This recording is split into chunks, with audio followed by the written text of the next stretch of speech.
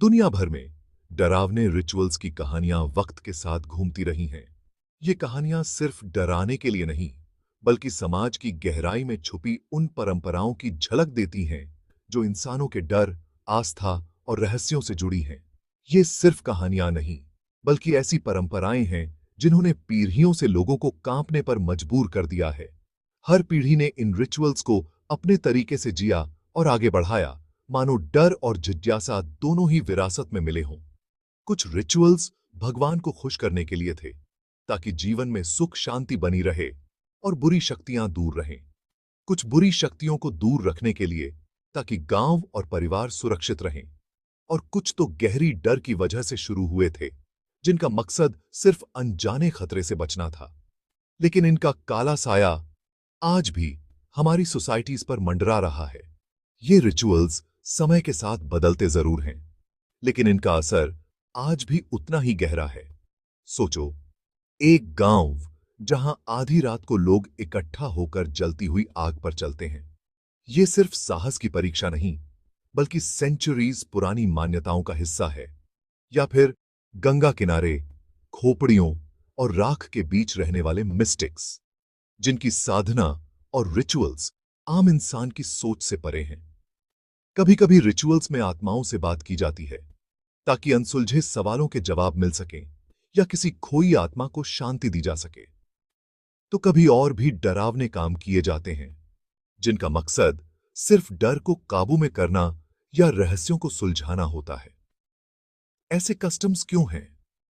इनके डर के पीछे क्या राज छुपा है? क्या ये सिर्फ अंधविश्वास हैं, या इनके पीछे कोई गहरा सच छुपा है? ये ऐसे आपको एक स्पाइन चिलिंग जर्नी पर ले चलेगा, जहां हर कदम पर रहस्य और डर आपका इंतजार कर रहे हैं। हम जानेंगे दुनिया के सबसे डरावने रिचुअल्स, इंडिया से लेकर दूर दराज के देशों तक, और समझेंगे कि ये परंपराएं कैसे कल्चर्स का हिस्सा बन गईं। हर रिचुअल के पीछे एक कहानी है, उसके जन्म की वजह और वो डर जो उसे जिंदा रखता है। ये कहानियां हमें हमारे अतीत से जोड़ती हैं और आज भी हमारे सोचने के तरीके को प्रभावित करती हैं। सांस रोक लो, क्योंकि अब हम उस दुनिया में कदम रखने वाले हैं जहां मिथ हकीकत बन जाता है और डर परंपरा में बदल जाता है। इस सफर में आप खुद को उन रहस्यमयी कहानियों के बीच पाएंगे, जिनका सच आज भी अनसुलझा है। अग्नि परीक्षा, यानी ट्रायल बाय फायर, इंडिया के सबसे पुराने, रहस्यमय और रोंगटे खड़े कर देने वाले रिचुअल्स में से एक है। सदियों से ये परंपरा भारतीय संस्कृति का हिस्सा रही है और आज भी कई जगहों पर इसे पूरी श्रद्धा और डर के साथ निभाया जाता है। कई गांवों में, खासकर साउथ इंडिया में, फेस्टिवल्स या खास मौकों पर लोग नंगे पांव जलती हुई आग या अंगारों पर चलते हैं। ये नजारा जितना चौंकाने वाला है, उतना ही लोगों के लिए आस्था और परंपरा का प्रतीक भी है। ये सिर्फ सहन शक्ति या फिजिकल स्ट्रेंथ की परीक्षा नहीं है। माना जाता है कि इससे इंसान की प्योरिटी, फेथ या कभी-कभी बेगुनाही साबित होती है। कई बार लोग अपनी सच्चाई या भगवान में अपनी आस्था दिखाने के लिए इस रिचुअल में हिस्सा लेते हैं। इस रिचुअल की शुरुआत प्राचीन मिथ्स और धार्मिक कथाओं से हुई थी, जो आज भी लोगों की सोच और विश्वास में गहराई से जुड़ी हुई हैं। रामायण में सीता को अपनी वफादारी और पवित्रता साबित करने के लिए अग्नि परीक्षा से गुजरना पीड़िता था। ये कहानी आज भी लोगों के दिलों में बसी हुई है और इसी से इस रिचुअल को धार्मिक मान्यता मिली। बाद में गांव वालों ने इस ट्रायल को भगवान की भक्ति दिखाने, कम्युनिटी की एकता जताने या झूठे इल्जामों से अपना नाम साफ करने के लिए अपनाया। ये रिचुअल अब एक सामाजिक और धार्मिक टेस्ट बन चुका है। माना जाता है कि आग झूठ और बुराई को जला देती है, और जो सच्चा है वही इस अग्नि परीक्षा से सुरक्षित बाहर निकलता है। लेकिन ये रिचुअल इतना डरावना क्यों है? सोचो, वो गर्मी, वो दर्द और जल जाने का डर, हर कदम के साथ खतरा और सस्पेंस बढ़ता जाता है। लोग चारों तरफ खड़े होते हैं, माहौल में सन्नाटा और उत्सुकता होती है। दिल जोर जोर से धड़कता है जब कोई वॉलंटियर या पार्टिसिपेंट जलती आग पर कदम रखता है। कभी कभी तो प्रीस्ट्स और बुजुर्ग भी हिस्सा लेते हैं, ये मानकर कि फेथ और भगवान में विश्वास उन्हें हर नुकसान से बचा लेगा। ये उनके लिए एक स्पिरिचुअल जर्नी भी है। यहां डर सच में होता है, शरीर के दर्द का भी और इस टेस्ट में फेल होने का भी। कई बार लोग चोटिल भी हो जाते हैं, लेकिन फिर भी वो हार नहीं मानते। फिर भी बहुतों के लिए ये रिचुअल रिस्पेक्ट, कम्युनिटी में मान सम्मान और डर पर जीत का एहसास देता है। ये एक ऐसा अनुभव है जो इंसान को खुद पर और अपनी आस्था पर भरोसा करना सिखाता है। गंगा किनारे, खासकर वाराणसी के पास, रहते हैं अघोरी साधु। इनके रिचुअल्स इंडिया के सबसे डरावने माने जाते हैं। ये मिस्टिक्स जली हुई लाशों की राख से खुद को ढक लेते हैं, खोपड़ियों के बीच ध्यान लगाते हैं और कभी-कभी इंसानी अवशेषों से रिचुअल्स करते हैं। अघोरियों की कहानी शुरू हुई थी भगवान तक पहुंचने के एक अलग रास्ते के तौर पर, जहां दुनियावी रूल्स की कोई परवाह नहीं। ये मानते हैं कि सब कुछ पवित्र है, चाहे सोसाइटी उसे गंदा या टैबू माने। सबसे डरावने काम करके, जैसे कब्रिस्तान में रहना या इंसानी खोपड़ी से खाना, ये लोग डर और घृणा को हराने की कोशिश करते हैं। लोग अघोरी रिचुअल से बहुत डरते हैं। कई मानते हैं कि इनके पास मैजिकल पावर्स हैं। कुछ सोचते हैं कि ये नजर से ही श्राप या आशीर्वाद दे सकते हैं। अघोरी को देखना, बिखरे बाल, राख से ढका शरीर और हड्डियों के गहने किसी के भी रोंगटे खड़े कर सकता है। असली डर तो अनजाने का होता है। हर सोशल रूल तोड़कर अघोरी हमें हमारे सबसे गहरे डर से रूबरू कराते हैं। मौत, अंधेरे और उन चीजों से जिनसे हमें हमेशा दूर रहने को कहा गया है। इंडिया से बहुत दूर हवाई द्वीपों में एक रिचुअल है नाइट मार्चर्स, जो आज भी लोगों को डराता है। लोक कथाओं के हिसाब से ये प्राचीन योद्धाओं की आत्माएं हैं। कुछ रातों में ये सब मिलकर मशालें लेकर ढोल बजाते हुए जमीन पर चलते हैं। इस रिचुअल की कहानी हवाई मिथोलॉजी में बहुत गहराई तक जाती है।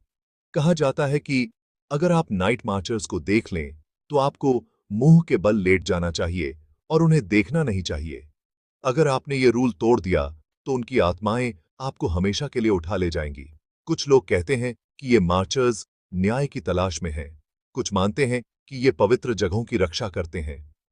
हवाई में लोग इतने डरते हैं कि रात में कुछ रास्तों से दूर रहते हैं। घर भी नाइट मार्च रूट्स से दूर बनाए जाते हैं। बच्चे बचपन से सुनते हैं अचानक चलने वाली हवाओं, भूतिया आवाजों और अंधेरे में झिलमिलाती मशालों की कहानियां। डर सिर्फ भूतों का नहीं है, बल्कि उन रूल्स का भी है जो सदियों से चले आ रहे हैं। हवाई वालों के लिए नाइट मार्चर्स पुराने विश्वासों और अनदेखी ताकत का जिंदा रिमाइंडर हैं। मेडागास्कर नाम के द्वीप देश में एक अनोखा और प्राचीन रिचुअल है, फमाडिहाना या टर्निंग ऑफ द बोन्स। ये परंपरा जितनी फैसिनेटिंग है, उतनी ही बाहर वालों के लिए रहस्यमयी और कभी-कभी डरावनी भी लगती है।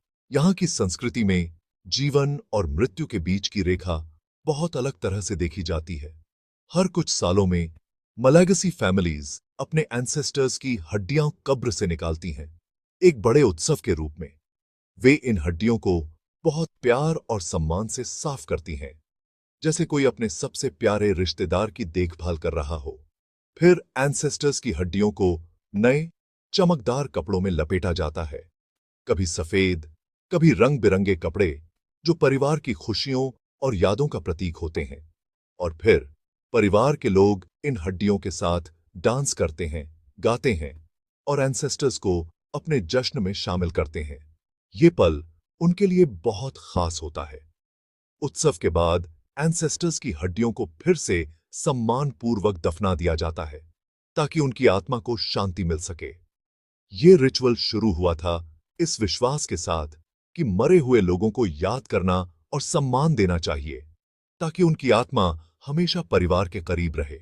मलागासी लोग मानते हैं कि जब तक शरीर पूरी तरह सड़ नहीं जाता, आत्मा को शांति नहीं मिलती। इसलिए एंसेस्टर्स की देखभाल करना जरूरी है।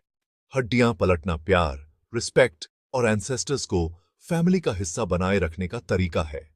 ये एक तरह से अपने इतिहास और जड़ों से जुड़ने का मौका भी है। बहुतों के लिए ये सेरेमनी खुशी, म्यूजिक और परिवार के साथ बिताए गए पलों से भरी होती है। यहां हर कोई एंसेस्टर्स की याद में एक साथ आता है, लेकिन बाहर वालों के लिए इंसानी अवशेषों को छूना या उनके साथ डांस करना बहुत अजीब, असहज और डरावना लगता है। यह उनके कंफर्ट जोन से बाहर की बात है। कुछ लोग मरे हुए लोगों के साथ डांस करने या आत्माओं को परेशान करने के ख्याल से ही घबरा जाते हैं और उन्हें यह परंपरा समझना मुश्किल लगता है। असली डर है जिंदगी और मौत की उस लाइन को पार करने का जो आमतौर पर टैबू मानी जाती है। मालागासी लोगों के लिए यह प्यार और कनेक्शन का काम है, लेकिन दूसरों के लिए यह दिखाता है कि हमारे बिलीफ्स, डेथ और एंसेस्टर्स को लेकर कितने अलग हो सकते हैं। फामतिहाना हमें याद दिलाता है कि हर कल्चर की अपनी खूबसूरती और गहराई होती है। हजारों साल पहले प्राचीन माया सभ्यता में ऐसे रिचुअल्स होते थे जिन्हें आज सोचकर भी डर लग जाता है। सबसे डरावना था ह्यूमन सैक्रिफाइस। बड़े बड़े पत्थर के मंदिरों में प्रीस्ट्स अपना या कैदियों का खून भगवान को चढ़ाते थे ताकि फसल अच्छी हो या कोई मुसीबत ना आए। यह रिचुअल इस विश्वास से शुरू हुआ था कि भगवान को दुनिया चलाने के लिए खून चाहिए। हर एक बूंद धरती को जिंदगी देती थी, बारिश लाती थी या मुसीबतें दूर करती थी। बलि अक्सर सबके सामने दी जाती थी। भीड़ चुपचाप डर के साथ देखती थी। लोग इन रिचुअल से क्यों डरते थे? जवाब सीधा है, कोई नहीं चाहता था कि उसे चुना जाए। खून का बहना, ढोल की आवाज और बलि के शिकार की चीखें, ये सब मिलकर पूरे गांव में डर फैला देते थे। आज ये रिचुअल्स इतिहास के तौर पर परिताहे जाते हैं, लेकिन उस डर की याद, मौत, अनजाने और गुस्साए भगवानों का डर आज भी हमारी सोच में जिंदा है। इंडिया का सबसे काला रिचुअल था सती, जिसमें एक औरत को अपने पति की चिता पर जिंदा जलना पड़ता था। यह प्रैक्टिस सदियों पहले शुरू हुई थी, ये सोचकर कि पत्नी की वफादारी मौत के बाद भी जारी रहनी चाहिए। असली सोच वक्त के साथ बदल गई। सती एक तरीका बन गया फैमिली की जिम्मेदारी से बचने का या फैमिली ऑनर दिखाने का। यह रिचुअल सबके सामने होता था। गांव वाले इकट्ठा होकर जलती चिता देखते थे। कई बार विधवाओं को मजबूर या इष्टिकीर्ति